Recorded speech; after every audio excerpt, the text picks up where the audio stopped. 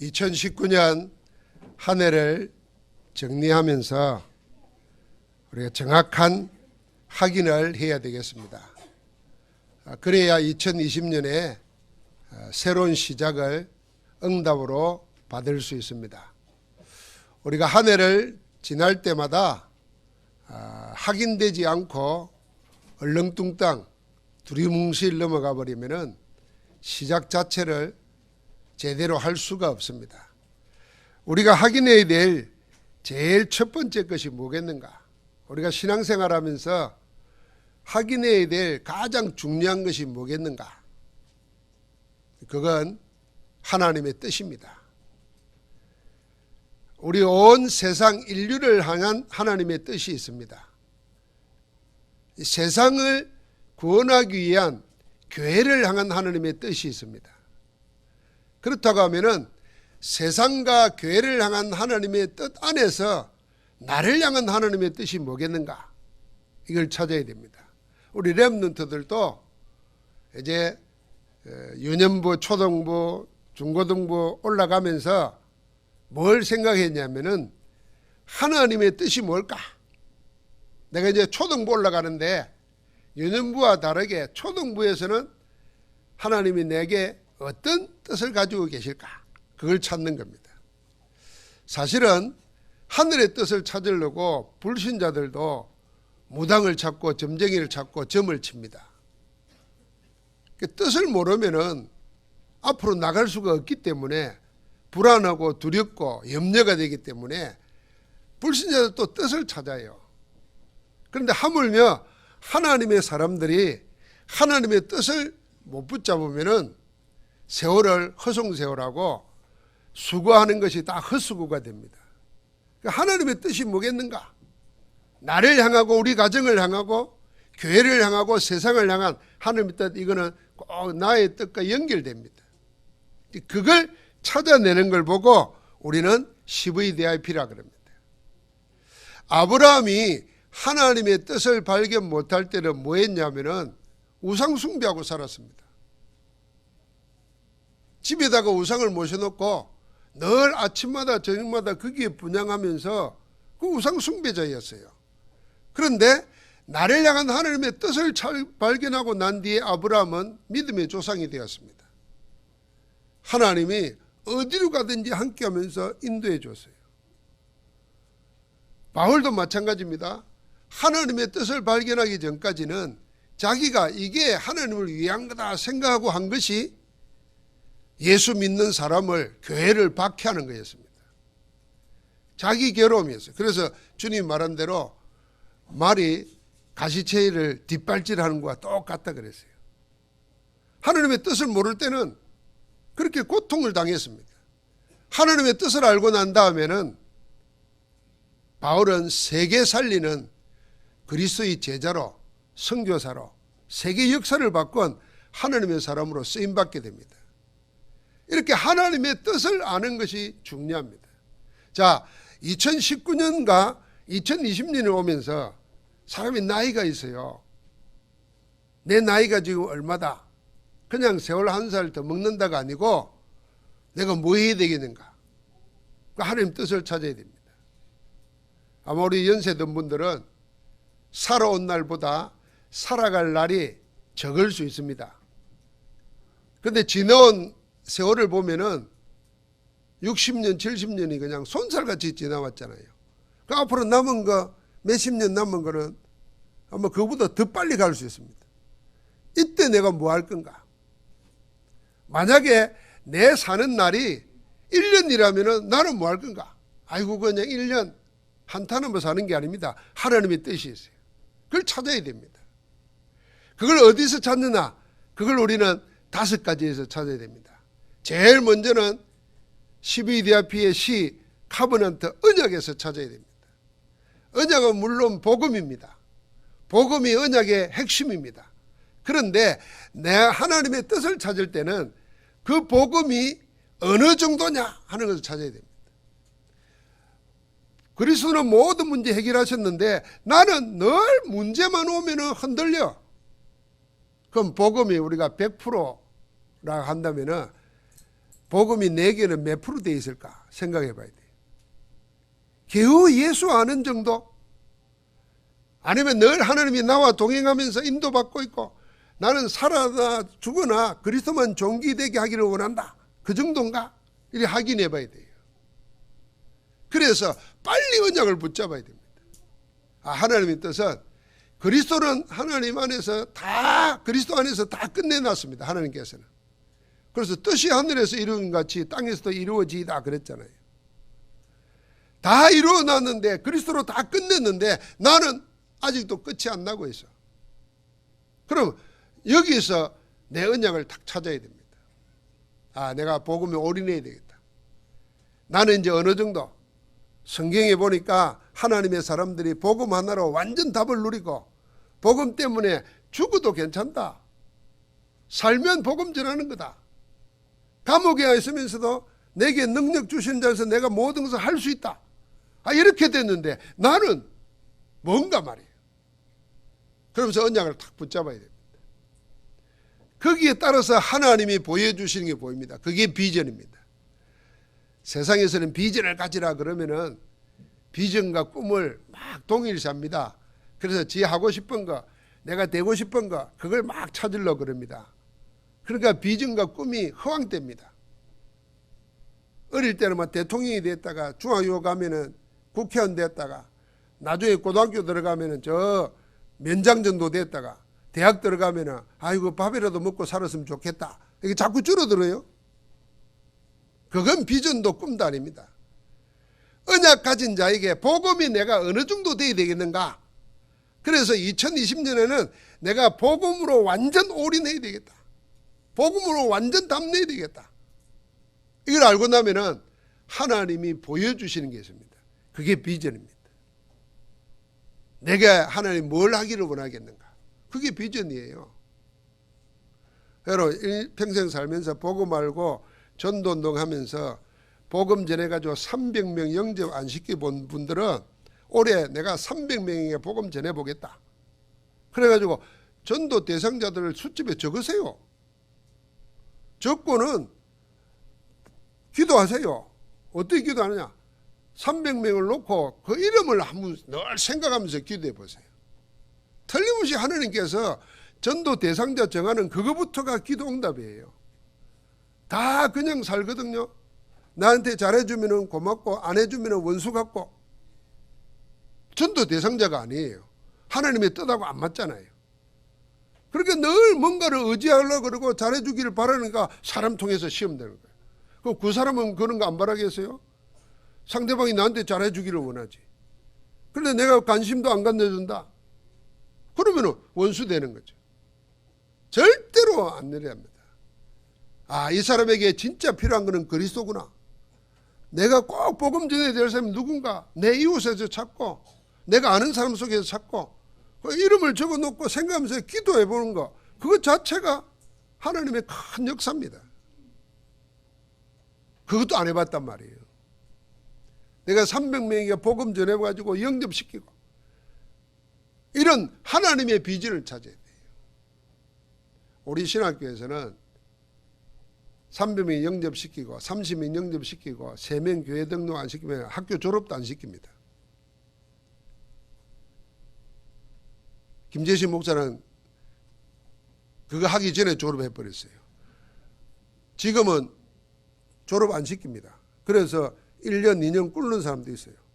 왜냐하면 신학교 나와서 전도 못하는 목회자 되면 아무 소용없는 거예요. 여러분 우리도 내 일생 가기 전에 내가 한 300명에게 복음 전해봐야 되겠다. 그럼 그게 비전입니다. 하나님이 복음이 어느 정도 됐다는 언약을 알고 나면은 내게 보여주신다니까요. 내가 뭐 해야 될 건가? 나는 이제 한 명의 제자 세워야 되겠다. 그래서 올해 2020년에 내 한 사람이 우리 교회에 제자 삼는가, 한 제자 삼는가.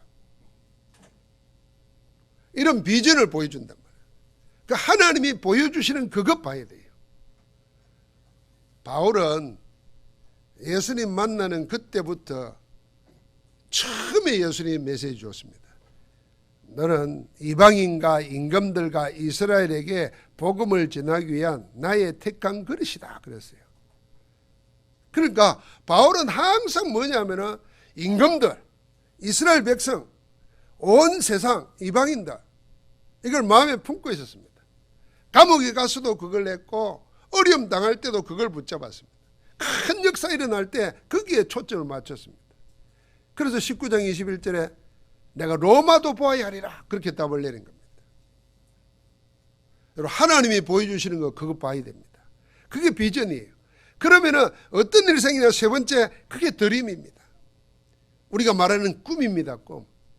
꿈은 왔다 갔다 하면은 꿈이 아닙니다. 24시대의 꿈이죠. 항상 생각나고 항상 거기에 방향이 맞춰지는 겁니다. 그걸 붙잡아야 됩니다. 꿈. 하나님이 이제는 보여주시는 게 아니라 하나님이 나를 통해서 하고자 하는 게 뭔가 보이는 겁니다. 내가 하고 싶은 게 아니라 하나님이 나를 통해서 하시고자 하는 것이 있구나. 요셉은 어릴 때부터 꿈을 꾸면서 그걸 본 거예요. 해와 달과 별들이 절을 하고 곡식단들이 다 자기 단에 절을 하는 걸 보면서 왕들 앞에 서게 되는 꿈을 가진 겁니다. 그래서 노예로 팔려가면서도 제수로 가면서도 흔들리지 않았습니다. 그 꿈대로 하나님이 응답해 줬습니다. 바울도 로마도 보여야 하라 그랬습니다. 재판장에 서든지 바다 풍랑 속에 시달리든지 관계없이 어떤 여건과 관계없이 하나님이 하시고자 하는 것을 하나님이 이루어 가십니다. 그래서 풍랑 속에서 남들은 다 살 소망이 끊어져 버렸는데 175명이 유일하게 한 사람 바울만이 응답받고 있습니다. 하나님이 하시고자 하는 일을 붙잡았기 때문입니다. 자, 여러분, 나에게도 이게 있어야 됩니다. 아, 하나님이 나를 통해서 하시고자 하는 게 이거구나. 그러면은 이 이미지라는 말은 우리가 뭐 보통 이미지가 어떻다, 사람 인상 이미지가 어떻다 그러지 않습니까? 그런데 원래 이미지라는 라틴어 원어에 보면은 하나님의 형상 그럴 때 그 형상이라는 말이 이미지입니다. 이마고 데이 그래요. 그 이마고에서 이미지가 나온 거예요. 이미지는 딱 박히는 겁니다. 하나님의 역사가 나타나는 거예요. 25 영원입니다. 그래 될 때 하나님의 작품이 나옵니다. 그게 인생 작품이고 2, 3절 살리는 작품이고 하나님의 작품으로 나를 세우는 겁니다. 우리가 하나님의 뜻이 뭐겠는가를 어디서 찾아야 되느냐? CVDIP에서 찾고 그 하나님의 뜻을 나의 CVDIP로 나의 언약, 나의 비전, 나의 꿈, 나의 이미지, 나의 작품 이걸로 정리하는 겁니다. 그러면은 하나님께서 어떤 일을 하게 하시느냐는 겁니다. 이 일을 위해서 정확하게 언약을 확인하면서 나갈 때 우리의 예틀이 무너집니다. 하나님이 하시고자 하고 하나님이 보여주시는 걸 내가 못 붙잡으면은 24시가 안 되면은 예틀이 안 보인다니까요. 여러분, 이제 올해 오늘 내일 모레 3일 남았습니다. 3일 중량기간 동안에 2019년을 되돌아보면서 나는 왜 안 될까? 나는 왜 행복하지 않을까? 나는 왜 하나님의 능력을 못 누릴까? 생각하면서 발견해야 됩니다. 나를 안 되게 하고 못 누리게 하고 연약하게 만드는 이 틀, 그걸 보고 예틀이라는 겁니다. 이 예틀을 다 버리고 가야 됩니다. 다 버리고 가야 돼요.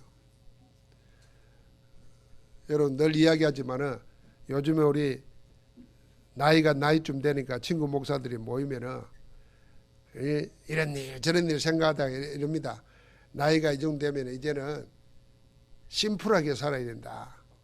그래서 쓸데없는 거 다 버리면서 살아야 된다. 그럼 어떤 친구는 목사님 보니까 집에 옷을 버리는데 세 가마니가 놓더란 거예요. 버릴 옷이. 그러니까 어떤 친구는 버리려고 하다가도 다시 주워온대요. 왜냐하면 그 살 때 얼마 줬던가 생각해 보면은 그 버리기 아깝다는 거예요. 그래도 버려야 된다. 그 버리는 기준이 있어야 될 거 아니에요. 언제 버리냐? 한 1년 안 입으면은 다시 입을 일이 없으니까 버려버려야 된다. 보통 1년 1년에 한 번도 안 입는 옷이 있어요. 근데 그걸 언젠가는 있겠지 합니다. 그리고 붙잡으면 그 짐만 되는 거예요. 나이가 60 넘으면 하나하나 버려야 됩니다. 그러고 보니까 60 넘으면요, 뭐 할 게 없어요. 옛날에는 뭐 극장도 가고 옷도 사고 쇼핑도 하고 뭐도 하고 이랬는데 할 게 없어요. 그 가만히 보니까요, 우리 해외 선교하러 다니면은 목사님들이 한 50대 될 때는 거의 쇼핑해서요, 면세점 가면 막 서로 사고 가족들 살 거, 자기 살 거 사는데 지금은 거의 면세점 안 가요. 안 가면 어디 가냐면 라운지 가가지고 가만히 앉아서 그냥 커피만 마시고 얘기하다가 와요. 왜 그런가? 살 게 없는 거예요. 필요한 게 없는 거예요. 요걸 나이 30대 40대 되는 사람이 빨리 눈치채면 부자 됩니다. 쓸데없는데 옷 안 사 입고 쓸데없는데 돈 안 들이고 그걸 하나님께 하늘에 쌓아둬야 돼요. 그럼 옷 파는 사람은 싫어하겠지만 그래도 살 사람은 사니까 우리는 잘 생각해야 됩니다. 자꾸 뭔가를 자꾸 갖다 하는 게 아니라 정말 하나님이 내게 원하시는 일이 있는데 내가 와야 될까 안 될까 생각하면서 안 되는 그걸 내가 없애버려야 돼요. 이스라엘 백성들의 역사는 7재앙의 역사입니다. 7재앙이 성경에 나오잖아요. 노예로 있고 전쟁에 시달리고 포로되고 속국되고 계속 당하면서도 못 버리는 겁니다. 그래서 강야에 와가지고도 노예 근성에, 해방받아 나와가지고도 포로 근성에, 속국되어 있으면서도 나라는 망해버리고 자기들은 아무 자유함도 없는데 먹고 사는 것이 복이라고 생각하고 맨날 그것만 찾고 있으니까 하나님의 역사가 안 일어나는 거죠. 그래서 예수님이 오셔가지고 전부 다 뭐냐 하면은 회개하라, 천국이 가까웠다, 하나님 나라가 가까웠다는 이 말은 뭐냐 하면은 옛날 것 가지고는 하나님 나라를 맞이할 수 없다고 말입니다. 그래서 세술을 세부대에 담으라 그랬잖아요. 세술이 뭡니까? 성령의 역사예요. 성령을 담으려면 세부대가 준비되어야 되는데 맨날 옛것 가지고 있으면 안 된다는 거예요. 옛을 깨버리라는 거예요. 여러분, 우리가 한 해를 보내면서 새해를 맞으면 이 생각해야 됩니다. 우리 렘넌트들도 이제 한 학년씩 진급하면서 마음의 기도 제목을 딱 바로 잡아야 돼요.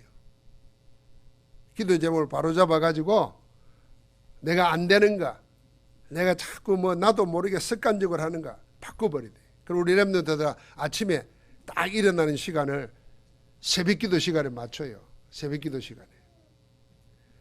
자는 시간을 새벽을 내일을 생각하면서 잠자는 시간을 정하라니까. 여러분, 새벽 기도 하려면 일찍 자야 됩니다. 무조건. 나이가 한 70 넘는 사람은 일찍 잘래도 잠이 안 와요. 일찍 자면은 새벽에 깨가지고 예 먹으니까 늦게 자도 상관없는데 렘넌트들은 일찍 자는 버릇을 들어요. 자기 전에 내일을 준비하면서 자요. 내일 준비하면서.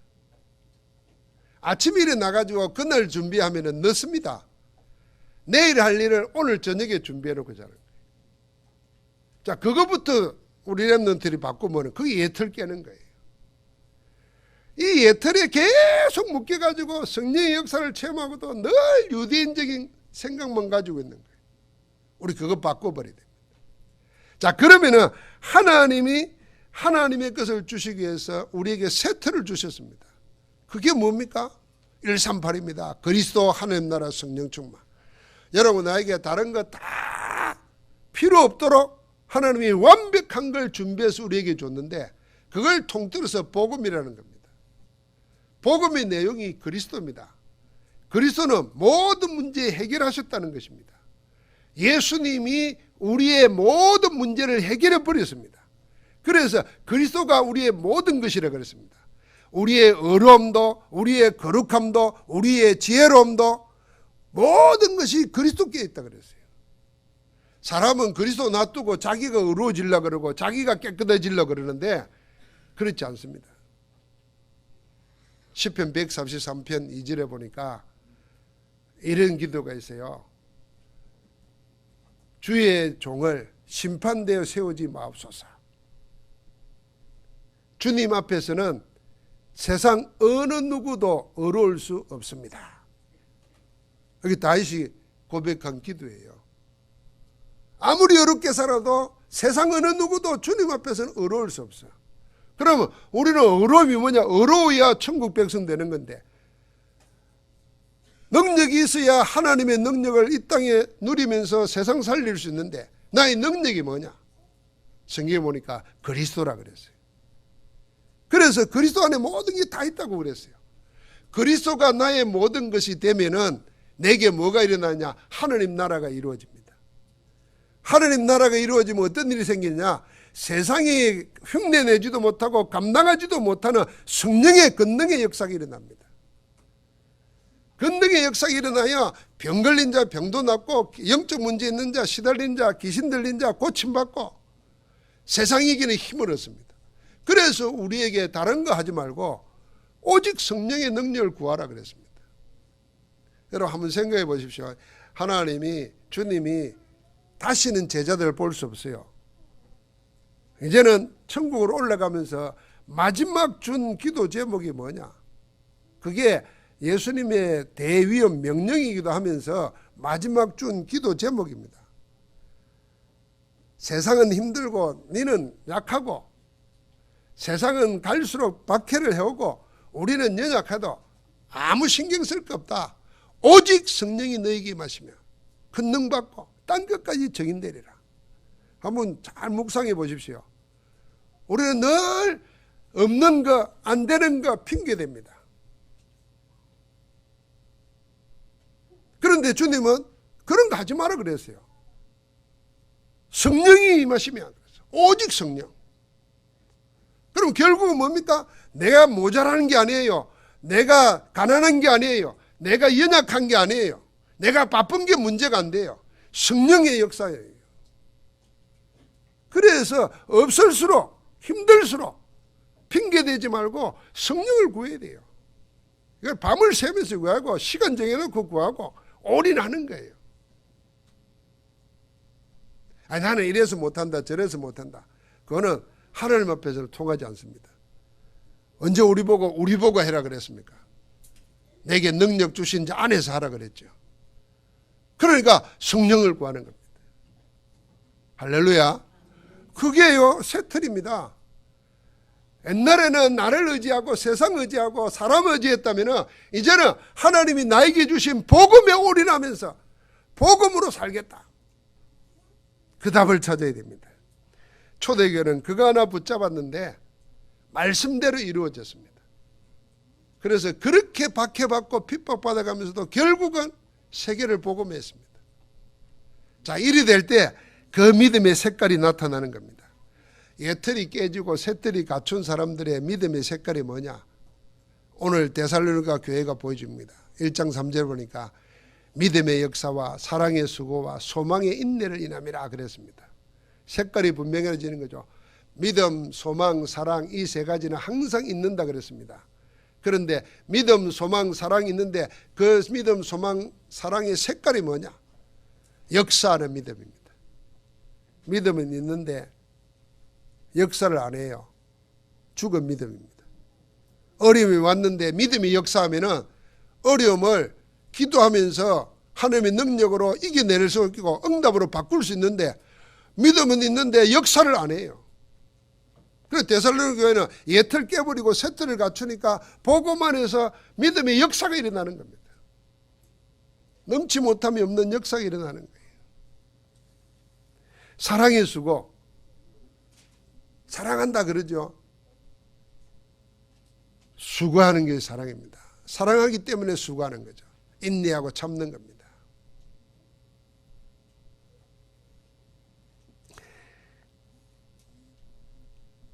우리 딸이 지 닮은 딸을 낳고 나니까 지 몸이 아프고 힘든데도 참더라고요. 나는 딸을 봤으니까 더 참게 되더라고요. 사실 미치겠어요. 졸려 죽겠는데 막. 나보고 안고 좀 젖먹이라는 거예요. 근데 신기하대. 힘들고 막 졸리는데 안고 젖을 먹이면서 내가 찬송도 불러주고 기도도 하는데, 아이, 내 아픈 게 잊어지더라니까요. 이건 뭐 손주 안 키워본 사람 모른다네. 사랑의 수고는 그런 겁니다. 아이고 뭐 교회 일하다가 힘들다. 사랑하는 마음으로 해야 됩니다. 뭐 밥하는데 뭐 힘들어가지고 뭐 용역, 교회에서 그런 말 하면 안 됩니다. 저는. 사랑하는 마음으로 해야 되지. 주님 섬기는 마음으로. 소망에 있네 그랬습니다. 왜 기다릴 수 있습니까? 반드시 성취될 말씀에 소망이 있기 때문입니다. 소망이 없으면요 다 포기해버립니다. 여러분, 소망 없는 사람은 자살합니다. 소망 없는 사람은 사고칩니다. 렘넌트 시절에요, 미래에 대한 소망이 없는 사람 전부 다 뭐하냐 하면은 자기 집 가난한 거, 부모가 자기 어렵게 하는 거, 이런 걸 가지고요 타락해버립니다. 그래서 소년가무소 가보면은 들어와 있는 사람들이, 아이들이 거의가 내일이 없는 아이들이에요. 소망이 없는 아이들은 오늘 아무렇게나 살아버립니다. 그러나 소망이 있으면은 그것 때문에 참고 기다립니다. 믿음은, 복음은 그런 겁니다. 믿음, 소망, 사랑 그럴 때에 이 믿음, 소망, 사랑, 뭘 믿느냐, 뭘 사랑하느냐, 뭘 소망하느냐 보다도 더 중요한 거는 그 색깔이 나와야 되는데, 이 색깔이 전부 다 움직이는 겁니다. 역사하는 믿음, 수고하는 사랑, 인내하는, 기다리는 소망 가지고 있어요. 그러니까 그 신앙의 색깔이 어디 속에서 나오느냐, 말로가 아니고 능력과 성령과 큰 확신으로 됐다 그랬어요. 복음을 말로만 들은 게 아니고 능력과 성령과 큰 확신으로. 오늘 2부 예배 때 보면은 너희가 믿을 때에 성령을 받았느냐 그랬어요. 그러니까 말로만 받은 것이 아니고 능력과 성령과 큰 확신으로 이 복음을 받아들였기 때문에 이 복음이 믿는 자 속에 역사하는 것입니다. 여러분, 그리스도가 내 속에서 역사한다 생각해 보십시오. 사단을 깨뜨려 버리시고 운명을 바꿔버리시고 하나님의 역사하도록 우리와 함께 하시는 그리스도가 내 안에서 역사한다. 뭘 염려하겠습니까? 더군다나 하나님 나라가 이루어져서 흑암과 저주와 재앙이 떠나가고 성령이 권능이 나와 함께한다 생각해 보십시오. 이 속에 들어가는 겁니다. 그래서 오늘 진급 예배하는 우리 렘넌트들도, 우리가 한 해를 마무리하는 모든 성도님들이 자, 가장 먼저 말씀 맺겠습니다. 뭘 붙잡아야 돼요? 정확한 언약을 붙잡아야 됩니다.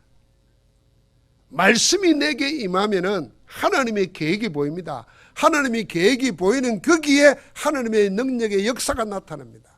하나님의 능력의 역사가 내 육신에 나타나면은, 여러분과 나는 건강한다가 문제가 아니고 무슨 연약함 그런 거와 관계없이 내 육신 속에 하나님의 능력이 나타나는 거예요. 일할 수 있게 됩니다. 저는 늘 생각합니다. 사람, 우리는 건강하려고만 애를 씁니다. 그런데 건강보다도 더한 거는 뭐냐면 약하고 병들고 건강과 관계없이 하나님의 역사가 나타나야 되는 거예요. 소경 크루스비는 평생을 살면서 아무것도 못 봤어요. 그런데 하나님은 바라보다가 찬송시를 썼는데 그 찬송시가 전부 다 지금까지 몇백 년을 내려오면서도 계속 우리 입에 우러내리잖아요. 두 눈 더 멀쩡 뜨고 산 사람의 노래는 하나도 안 나타나. 내 노래는 없어. 그럼 누가 성공한 삶이겠습니까? 우리가 여기서 죽고 끝난다면 모르지만 우리의 영혼이 있고 영원한 세계에 산다 그러면은 천국에서 영원한 복락을 누가 더 영광을 받고 누리겠습니까? 그러니까 자꾸만 우리는 세상식으로 건강이 복이다, 건강해야 된다, 부자 돼야 된다. 아닙니다. 부자든 가난하든 그게 문제가 아니고 하나님의 역사가 내게 있어 놔야 되는 거예요. 하나님의 역사가 내게 있어야죠. 뭐 세상은 그럽니다. 뭐 아들 못 놓으면 뭐 어쩌고 저쩌고, 자식이 없으면 뭐 어쩌고, 그런 거 아닙니다. 자식 10명 있으면 뭐합니까? 전부 다 사고치고 문제 생기면 무자식이 상팔자지. 자식 없는 게 뭐 불행도 아닙니다. 자식 때문에 속 끓는 거 생각해 보시면 없는 게 훨씬 나아요. 있고 없고 관계없이 뭐가요? 하나님이 함께하는 역사가 나타나야 되는 인생 되어야 되는 거예요. 그게 인생 작품이에요. 근데 우리 기준은 늘 세상식으로 돈 얼마 벌였나, 자리가 뭐냐, 이런 거에 자꾸 속아 넘어가는 겁니다. 한번 같이 합시다. 있고 없고 관계없이 하나님의 역사가 있어야 된다. 그거 붙잡아야 돼요. 그러면 성공한 인생이에요. 오늘 2019년을 마무리하면서 우리 마음속에 정확한 의학 붙잡고 하나님의 새로운 시작을 맞이하기를 주의 이름으로 축복합니다.